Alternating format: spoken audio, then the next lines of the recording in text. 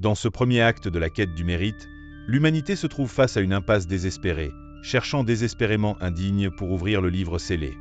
La déclaration poignante « Il n'y a personne, sœur » résonne comme un écho du désespoir collectif, alors que les messagers entreprennent une quête exhaustive sur Terre, dans les cieux et sous la terre. À chaque recherche, l'absence d'un champion devient de plus en plus écrasante, plongeant l'humanité dans un abîme profond de perdition et de désespoir. Ce moment charnière soulève une question cruciale qui se fait sentir dans l'atmosphère tendue. Qui, parmi nous, peut apporter la rédemption que tant de cœurs réclament avec ferveur? La tension monte alors que les personnages, désormais conscients des réalités inquiétantes qui les attendent, commencent à envisager les révélations qui suivront. Dans ce contexte d'angoisse, les révélations de Jésus-Christ à son serviteur Jean sont déjà préfigurées, promettant d'apporter lumière et espoir. Les échos de ces révélations à venir stimulent à la fois la peur et la curiosité. Pourquoi ce livre est-il si précieux? Et pourquoi est-il scellé? Alors que les personnages se débattent avec leur propre impotence, le récit s'ourdit de la promesse d'un sauveur. Chaque regard est changé, chaque souffle contenu semble porter une angoisse palpable alors que la question se pose. Qui, dans ce monde en déliquescence, détient la clé de notre salut? La quête d'un digne ne se limite pas seulement à la recherche d'un individu. Elle devient un miroir des luttes intérieures de l'humanité. La montée de l'angoisse parmi les personnages les pousse à réfléchir sur leurs propres valeurs et sur la nécessité de trouver un sens dans cette épreuve. À chaque tournant, les réflexions sur la foi, la rédemption et la grâce s'entrelacent, tissant une narration captivante qui attire le spectateur dans la profondeur de l'histoire. Alors qu'ils confrontent leurs peurs et leurs incertitudes, le spectateur ne peut s'empêcher de se demander comment l'humanité, avec tous ses défauts, peut-elle espérer accéder à la rédemption et à la promesse d'un avenir meilleur? Ce premier acte, avec son introduction poignante, promet des révélations encore plus profondes à venir, laissant le public impatient et suspendu à l'idée d'un espoir renouvelé. Alors que le récit se déplace vers les lettres adressées aux 7 églises d'Asie, un nouvel éclairage se dessine sur la condition humaine et spirituelle de chaque communauté. Ces lettres ne sont pas simplement des messages, mais des révélations intimes et puissantes portées par une voix divine.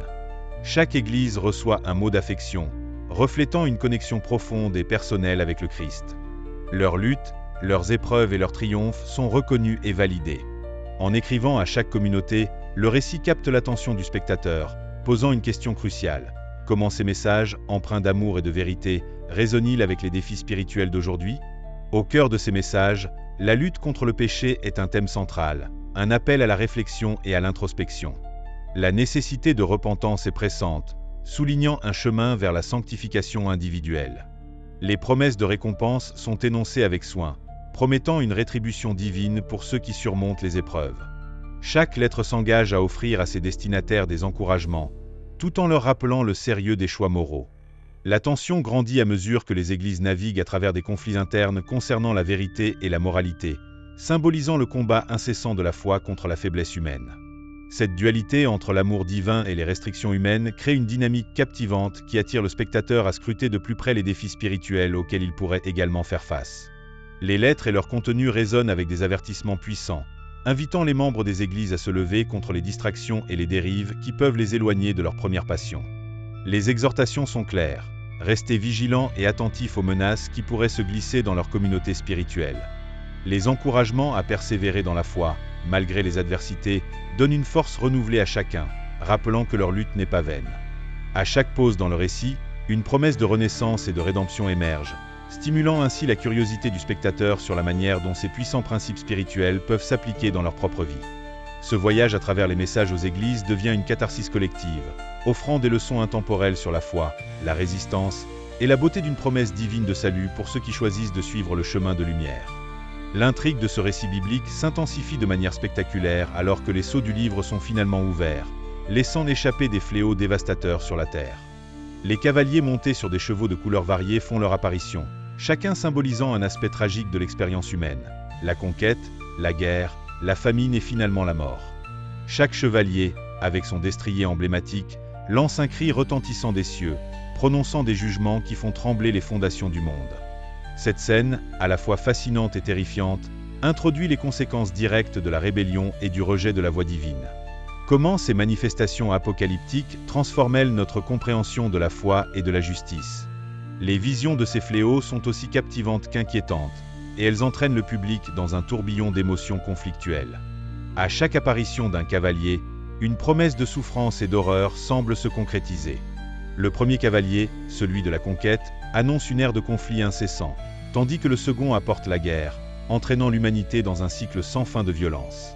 Le cheval noir du troisième cavalier évoque la famine, une crise qui menace la survie des plus vulnérables. Ce déferlement de calamités et de misère appuie l'idée que les conséquences de la désobéissance humaine sont inévitables. Le spectateur est alors invité à réfléchir sur les conséquences de nos choix, tant individuels que collectifs. À mesure que les fléaux se déchaînent, le récit révèle aussi une exploration profonde des thèmes de la justice divine et de la colère contre l'iniquité. Chaque action entraînant une réaction, ces événements spectaculaires démontrent que Dieu n'est pas indifférent aux souffrances de son peuple. Les cris de désespoir et les luttes pour la survie spirituelle et physique deviennent le fondement d'une quête existentielle, poussant les personnages et le public à se questionner sur la bonté et la miséricorde divine au milieu du chaos. Le fracas des sabots sur le sol et les cris des opprimés s'entremêlent, créant un tableau somptueux mais déchirant qui résonne dans le cœur de chacun, invitant à une introspection sur le sens de l'existence dans un monde ébranlé par la rébellion contre le Créateur. Dans cette conclusion majestueuse, Jean devient le témoin de la promesse de restauration que Dieu a réservée à l'humanité. À travers des visions éclatantes, un nouveau ciel et une nouvelle terre émergent, apportant avec eux un souffle de réconfort et d'espoir pour tous les fidèles en quête de paix. Cette révélation sublime de Jérusalem céleste, avec son éclat resplendissant et sa pureté immaculée, cristallise la promesse d'un avenir exempt de souffrance et de larmes. En peignant ce tableau, Jean ne se contente pas de narrer des événements. Il prépare le cœur des croyants à une transformation radicale, entraînant ainsi le spectateur à s'interroger sur la beauté d'une existence renouvelée. Alors que le récit s'intensifie, les derniers mots portent un message puissant. La prochaine venue de Jésus est imminente. Cette anticipation souligne l'importance d'être vigilant et préparé pour la vie éternelle. Jean appelle les croyants à ne pas se laisser distraire par les tumultes de l'existence terrestre, mais plutôt à garder les yeux fixés sur cette promesse céleste. Les échos de cette invitation résonnent à travers le récit, incitant chaque spectateur à réfléchir à sa propre préparation spirituelle. Qu'est-ce que cela signifie d'être prêt à accueillir le retour du Christ ? Cette question transperce la narration et engage chacun à une introspection.